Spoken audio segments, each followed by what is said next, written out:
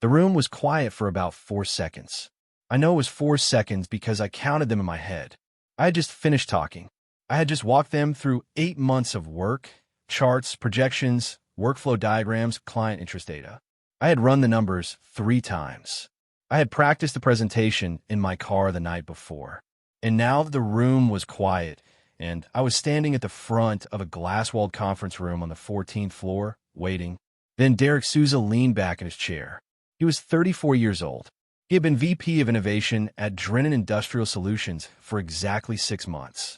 He had a good suit, a confident smile, and the kind of relaxed body language that comes from never really being wrong about anything, or at least from being in rooms where no one challenges you. He looked at me, tilted his head slightly, and said, "Marcus, I appreciate the effort, but this isn't really the direction we're going." That was it. Someone at the table made a small sound, not a real laugh, more like a breath that almost became one. I heard it. I know they thought I didn't, but I did. I picked up my printed handouts. I thanked the room. I walked back to my seat at the far end of the table, sat down, and spent the rest of the meeting looking at the word Unified Field System printed at the top of page 1, while the conversation moved on to something else entirely. My name is Marcus Hale. I was 48 years old that afternoon. I had the title of Senior Operations Architect. I had been at Drennan Industrial Solutions for 9 years, and I had just watched a room of people dismiss a platform I believed could generate over $1 million in new annual revenue for the company in under 4 minutes. The Unified Field System was a logistics and supply chain automation tool. I had built it in my own time, on my own laptop, over 8 months.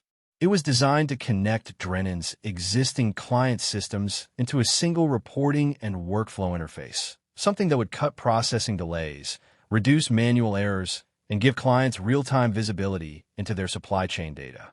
I had shown early sketches to 2 of Drennan's largest clients before that meeting. Both of them had responded with genuine interest. One of them had said, and I remember this clearly, "Marcus, if this works the way you're describing, we want to talk seriously about implementation." I brought all of that into the room. I laid it out clearly, and it was brushed off before I'd finished my coffee. I want to be honest with you about how I felt in that moment. It wasn't anger. Not yet. Anger came later. What I felt right there, sitting at that table, was something closer to a drop, like when you miss a step in the dark and your stomach falls before the rest of you catches up. I had given that idea everything I had outside of work hours. I had believed in it enough to show it to clients before I even had internal approval. And the man who had been at the company for 6 months, who had never managed a client relationship, who had never sat through a supply chain failure at 2 in the morning, that man had just waved it away with one line. That was a Tuesday in March.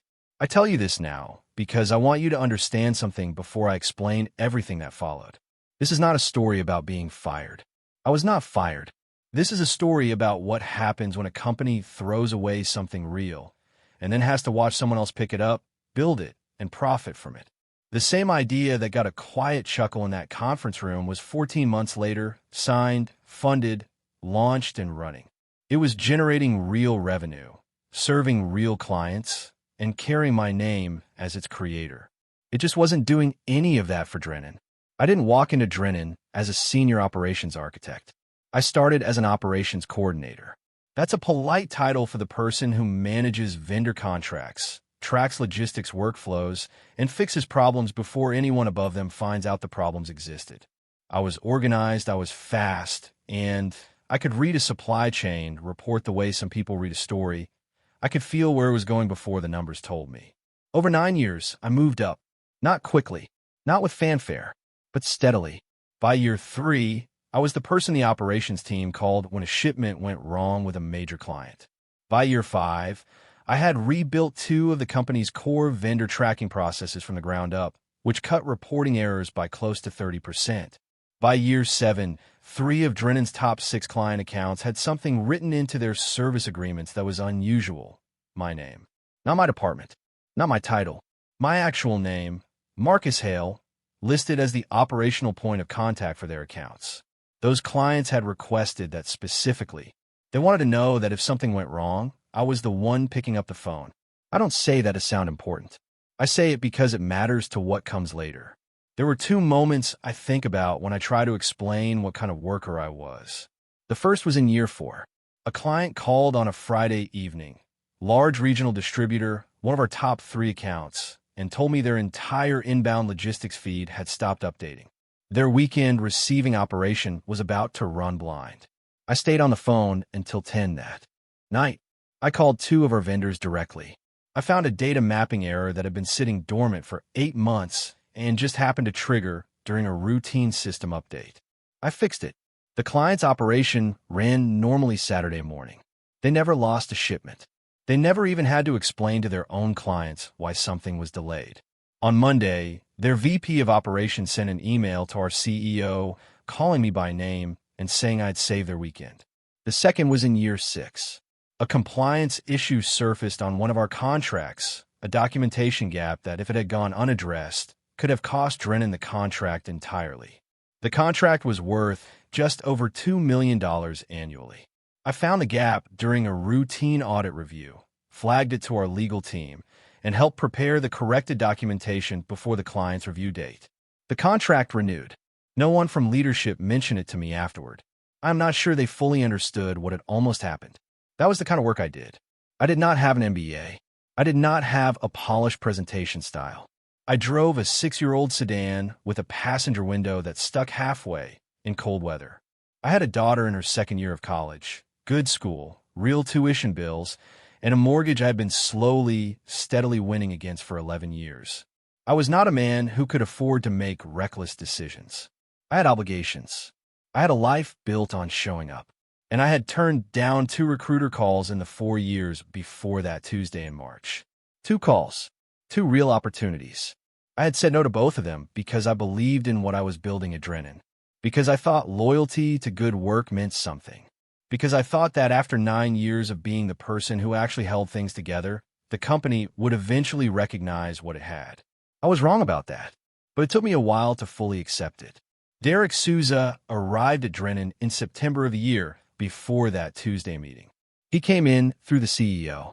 Richard Crane had been feeling pressure from the board for about 18 months, pressure to modernize, to innovate, to stop looking like a company that was good at what it did but slow to evolve. The board wanted a strategy that sounded new. They wanted language like digital transformation and scalable infrastructure and innovation pipeline. They wanted someone who could walk into a room and make the future sound close. Derek was that person. He had an MBA from a school with a name that opens doors. He had spent the previous 4 years at a consulting firm where, for what I could gather, he had advised companies on modernization strategies, which in practice meant he had watched other companies modernize and written reports about it. He was sharp in conversation. He was fast with a slide deck. He had the kind of confidence that doesn't wait for permission. It just assumes the room is already on its side. I want to be clear about something. I did not dislike Derek personally. That would be too simple, and it wouldn't be honest. He was not cruel. He was not loud. He did not walk the halls making enemies. What he was something I found harder to deal with than outright hostility. He was politically effective and technically shallow. And in a company that had started rewarding presentation over substance, that combination made him very, very powerful. When Derek took over the innovation roadmap, things moved quickly. He canceled 2 internal development projects within his first 90 days. One of them had been in progress for over a year. The teams working on those projects were told the company was realigning priorities. Derek then rebranded the client-facing interface. New colors, new layout, new name. It looked better. It didn't work better, but it looked better, and in meetings, that seemed to be enough. He introduced what he called innovation sprints, quarterly sessions where cross-functional teams would gather, brainstorm, and produce deliverables. The deliverables, as far as I ever saw, were mostly slides. Polished slides, well-formatted slides, slides with good fonts and clean graphics. But slides. Meanwhile, I kept doing my job. I kept managing my client accounts. I kept fixing the problems that didn't make it into presentations. I kept building quietly in the background. And I watched as the credit for things my team had built over years began to migrate, slowly, then all at once, toward Derek's office. Not through theft exactly, more through a kind of institutional gravity. When Derek presented the quarterly operations results to leadership, he used the numbers my team had produced. When a client praised Drennan's logistics responsiveness in a review call, Derek was the one who sent the follow-up summary to the CEO. He wasn't lying exactly. He was just always in the right place, always holding the right document, always the one whose name ended up attached to the outcome. I understood, after a while, what the unified field system presentation had really been. It was not just a pitch for a platform. It was a test. I wanted to see if there was still a place for the kind of value I brought, technical, operational, real, inside the company that Drennan was becoming. I had built something serious. I had brought client interest. I had brought numbers. And the answer came back in 4 seconds of silence and one polite dismissal from a man who had been there 6 months. The structure had changed, and the new structure didn't need me to fit inside it. It needed me to stay quiet, keep the systems running, and let someone else take credit for the results. I had done that for long enough. I went back to my desk after that meeting, and I did exactly what I always did. I answered emails. I reviewed a vendor report. I took a call from one of my client contacts about a scheduling adjustment for the following week. I was professional and focused, and I said all the right things. From the outside, nothing had changed, but something had shifted in me, quietly, like a gear that had been turning one direction for 9 years and had just, without drama, stopped. I started thinking clearly about my actual position at Drennan. Not my title, not my salary, my real position, the structural kind, the kind that exists underneath the org chart, in the places that only become visible when something breaks. The first thing I thought about was the client contracts. 3 of Drennan's top 6 accounts had my name written into their service agreements as the named operational contact. That was not a formality. That language had been put there because those clients had asked for it. It meant that if my role changed significantly, if I was moved, reassigned, or let go, those agreements would require formal notification and, in some cases, client approval of any transition plan. Drennan's leadership almost certainly did not have that language memorized. I was fairly confident Derek had never read those contracts at all. The second thing I thought about was the data architecture. Over 5 years, I had built the internal reporting system that the entire sales team used every single week. It pulled logistics data from 6 different vendor feeds, normalized it, and produced the dashboards that appeared in every client-facing performance review. I had built it in stages, adding layers as the company grew. I knew every connection point, every patch, every workaround I put in place when a vendor changed their data format, and we didn't have time to rebuild from scratch. My manager knew it existed. The sales team depended on it. But no one, not one person in that building, fully understood how it worked except me. I had never been asked to document it in a way that someone else could actually follow. The third thing I thought about was the unified field system itself. I had built it at home, on my personal laptop, on my own time, evenings, weekends, the occasional early morning before my daughter woke up. I had never submitted it as a company project. I had never used company equipment to develop it. I had never filed it under an internal project code because it was never an internal project. It was mine.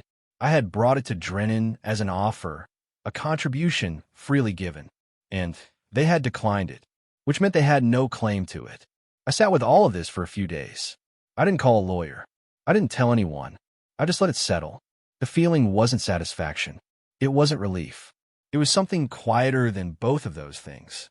It was like standing in a house you've been renting for years and suddenly realizing the deed has your name on it. Not exciting, just clarifying. I had more leverage than they knew, and they had less time than they thought. The thing that finally moved me wasn't one moment. It was 2 moments close together, like 2 cracks in the same wall. The first happened on a Wednesday afternoon in November. A colleague of mine, someone I had worked alongside for 6 years, someone I trusted, pulled me aside near the end of the day. She had been in a leadership briefing that morning. She told me, carefully, that Derek had submitted something called a strategic innovation brief to the board. She had seen a printed copy on the conference table. She hadn't read the whole thing, but she had read enough. Buried in the middle of that document was a description of a platform concept, a logistics and supply chain automation tool.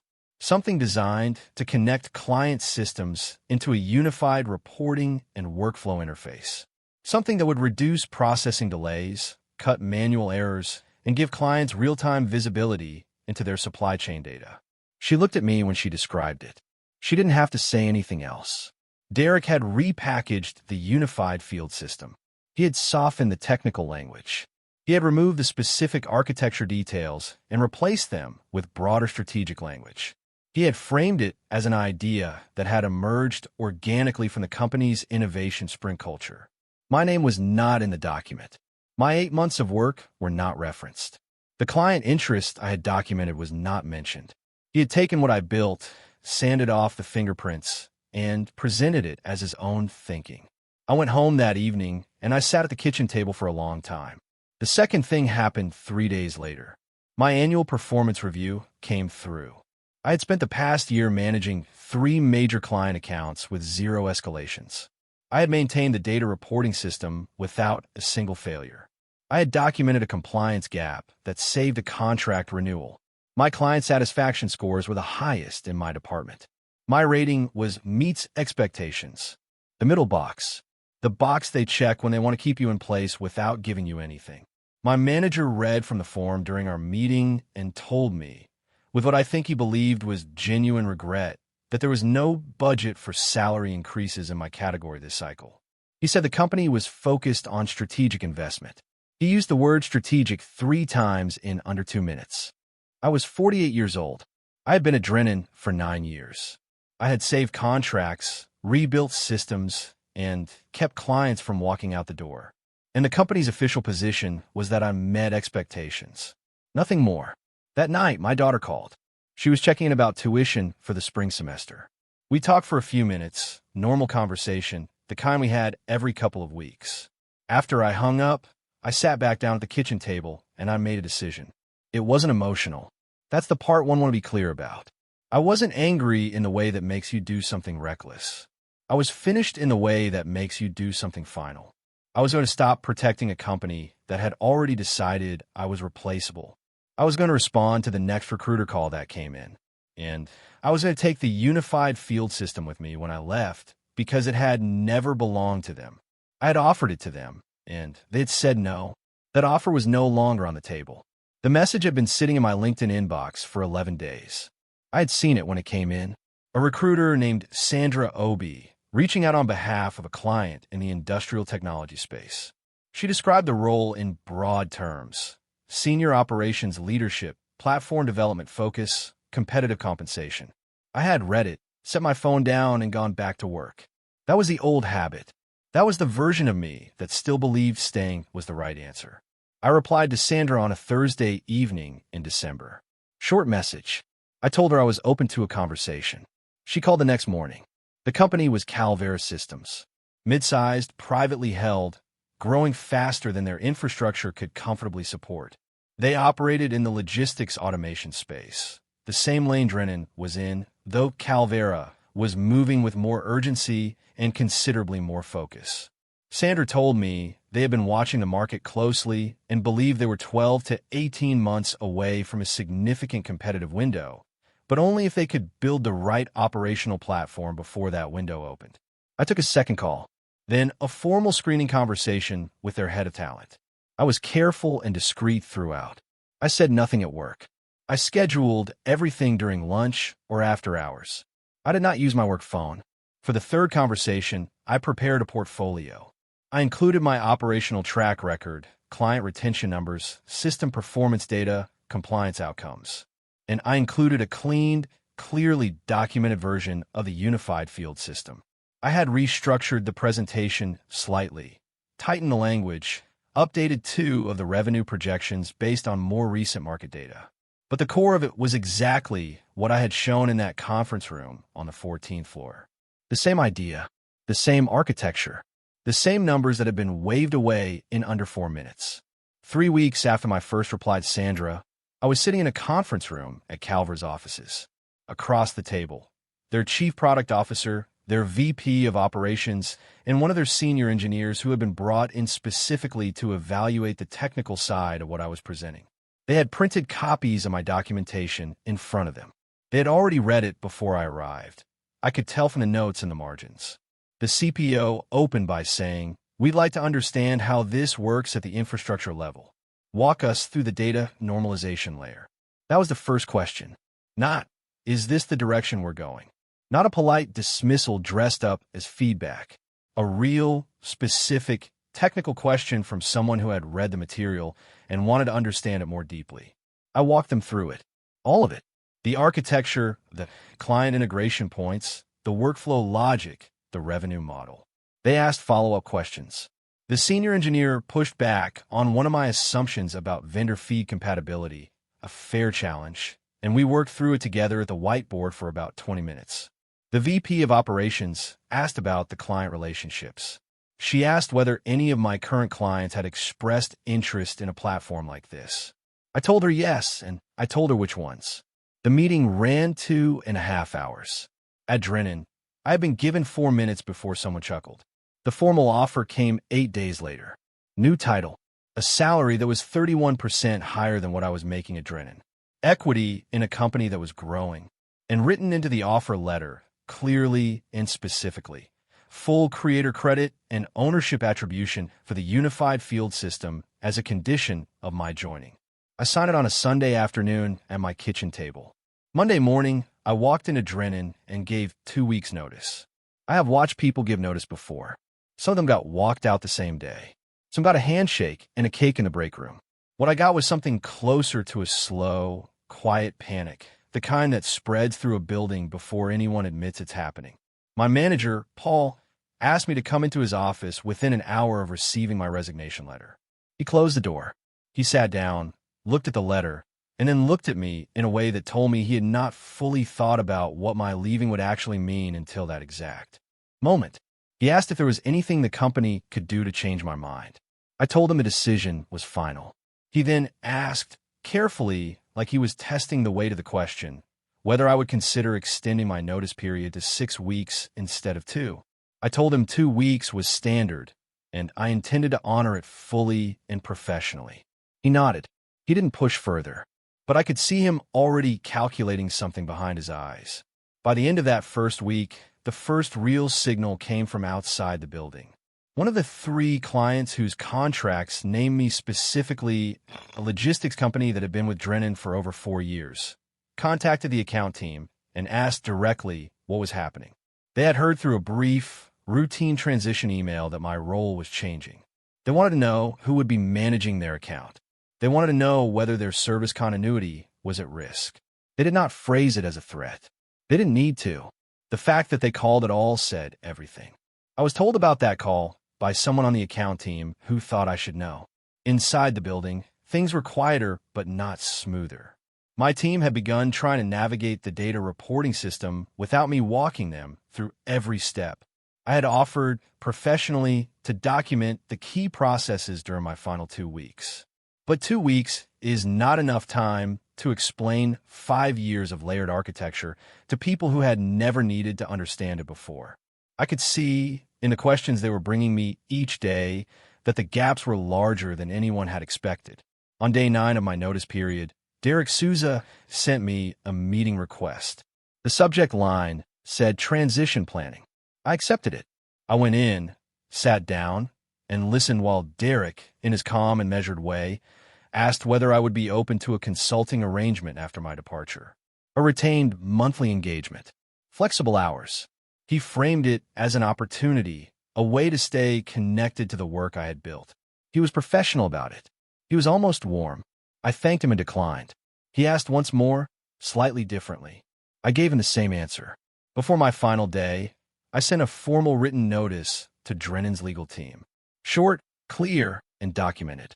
I stated that the unified field system had been developed entirely on personal time, using personal equipment, and had never been filed under any internal company project code.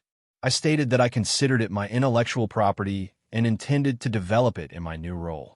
I attached the relevant dates and records. Their legal team came back to me 4 days later. After what I was told was an internal review, they confirmed in writing that my position was correct. The platform was mine. There was nothing further to discuss. I read that email twice. Then I closed my laptop and finished packing the last few things from my desk. On a Thursday afternoon, I shook a few hands, said goodbye to the people who had been good to work with, and walked out of the building. The sun was out. The air was cold. I sat in my 6-year-old sedan in the parking garage for a moment. Then I pulled out and drove home. On the way, I called my daughter. I'm telling you this story from a distance now. It has been 14 months since I walked out of that parking garage. 14 months since the last performance review that told me I met expectations. 14 months since a room full of people heard about the unified field system and moved on to the next agenda item. Here is where things stand. The platform is live. Calvera Systems launched it under a new product name, one we developed together during the build phase. It took 11 months from my start date to full deployment. We brought it in under budget and 2 weeks ahead of the internal timeline we had set. 4 enterprise clients have adopted it. 2 of those clients were formerly Drennan accounts. They did not leave Drennan because I asked them to. They left because the relationships we had built over years were real, and when I moved, the relationships moved with me. That is not something you can prevent with a contract. That is something that happens when trust lives in a person and not in a logo. Revenue from the platform in its first full operating year is projected to land above $1.2 million. That number may grow. We are in active conversations with 2 additional clients right now. My title at Calvera is VP of Operations and Platform Development. My compensation is something I would not have believed 3 years ago. The equity I was given at signing has already appreciated. I do not say any of this to make a point about money. I say it because for 9 years I was told, in ways both direct and quiet, that I was worth exactly what they were paying me. I want to know if that was true. It was not. My daughter finished her 2nd year of college in the spring. Tuition is not a conversation that carries any weight anymore. She called me last month to tell me she was thinking about switching her major. We talked for an hour. I told her take her time and pick what felt right. It was a good conversation, the kind you can only really have when the pressure underneath it is gone. But if this is your first time here, hit subscribe to join our community. I share real workplace stories every day for anyone who believes quiet competence should always be respected. As for Drennan, I don't follow them closely, but some things reach you anyway. The operational gap I left has not been fully filled. The data reporting system required outside consultation to stabilize. I heard this from a former colleague about 5 months after I left. 2 of the client accounts that had been tied to my name went through difficult transition periods. One of them renewed their contract with reduced scope. Derek Souza presented his strategic innovation brief to the board in the first quarter after I left. The platform concept inside it, the one that had sounded so familiar to me, moved into what was described as an evaluation phase. As far as I know, it is still there. A concept in evaluation. Without the technical infrastructure behind it, without the client relationships to anchor it, without the person who actually understood how to build it, it stayed exactly what it had always been. A well-formatted idea in a well-formatted document. I think about the 9 years sometimes. What they cost me. What I gave away without being asked. I don't regret the work itself. The work was real, and it mattered, and I am proud of what I built. What I regret is waiting as long as I did to understand something that was true the entire time. Your value does not go away because someone fails to see it. It just waits for a room that's paying attention.